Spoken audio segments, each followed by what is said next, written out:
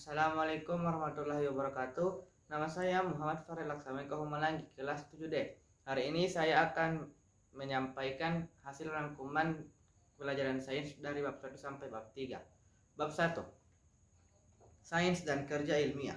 Kata sains berasal dari bahasa Latin, yaitu scientia, yang berarti memiliki pengetahuan dan mengetahui. Sains terbagi menjadi 3, yaitu kimia, fisika, dan biologi. Kimia adalah ilmu yang mempelajari tentang unsur-unsur dan senyawa di dalam kehidupan untuk kemajuan sains. Fisika adalah ilmu yang mempelajari tentang fisik kehidupan untuk kemajuan sains dan IPA. Sains atau IPA. Biologi adalah ilmu yang mempelajari tentang alam atau bio di dalam kehidupan untuk kemajuan sains atau IPA. Yang dibutuhkan dalam metode pengamatan. 1. Variabel. Variabel kontrol adalah faktor yang dibuat sama persis dan terkendali. Variabel dibuat seragam dan hasilnya terjamin. Variabel bebas. Faktor adalah faktor yang dibuat bervariasi untuk menemukan jawaban secara pemikiran tujuan kita. Faktor terikat atau faktor respon adalah faktor yang merupakan hasil dari variabel kontrol dan variabel bebas. Variabel pengganggu adalah faktor yang menyebabkan respon yang didapat berbeda dari harapan. Hasil-hasil dari sana bisa memungkinkan akan terdapat hasil yang disajikan dalam bentuk tabel, grafik, gambar, dan gambar skema. Grafik terdapat 3 diagram, yaitu batang, garis, dan lingkaran. Alat-alat dalam percobaan sains. Mikroskop. Mikroskop terdapat 2 bagian, yaitu bagian optik dan bagian mekanik. Bagian optik adalah bagian yang membuat proyeksi bayangan benda di mata kita, terdiri dari lensa objektif, lensa okuler, cermin pengatur cahaya, dan kondensor. Bagian mekanik merupakan bagian yang menunjang bagian optik, terdiri dari tabung mikroskop, pengatur fokus, revolver, dan lain-lain. Macam-macam mikroskop. Mikroskop ada 2, yaitu mikroskop cahaya dan mikroskop elektron. Mikroskop cahaya terbagi lagi menjadi 2, yaitu mikroskop monokuler dan mikroskop binokuler. Mikroskop elektron pertama kali diperkenalkan oleh Ernest Ruska dan Max Knoll.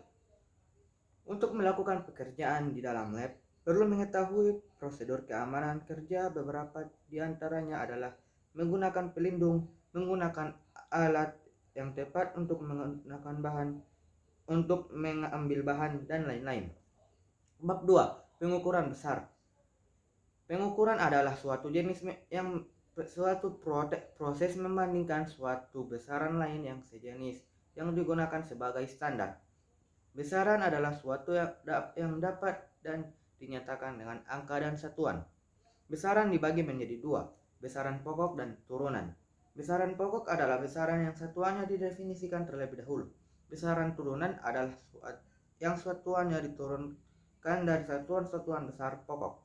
Satuan adalah simbol yang telah disepakati bersama untuk menyatakan nilai sebuah besaran.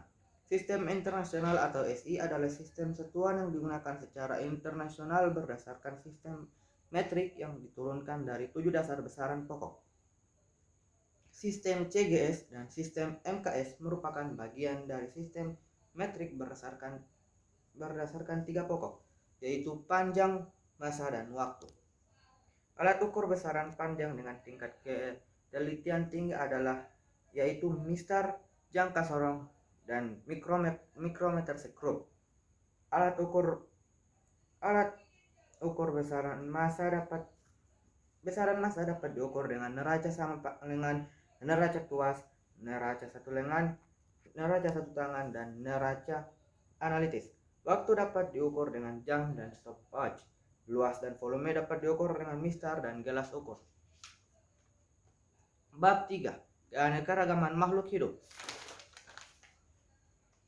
Ciri-ciri makhluk hidup adalah bernafas, bergerak, tumbuh, berkembang biak, memerlukan makanan, peka terhadap rangsangan, dan mengeluarkan tersisa.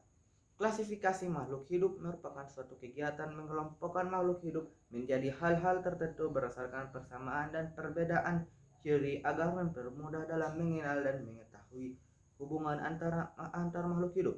Sistem klasifikasi mengalami mengalami perkembangan mulai dari sistem klasifikasi 2 kingdom hingga sistem klasifikasi 6 kingdom. Urutan takson yang dari tertinggi adalah kingdom, divisio atau filum, kelas, ordo, family, genus, dan spesies.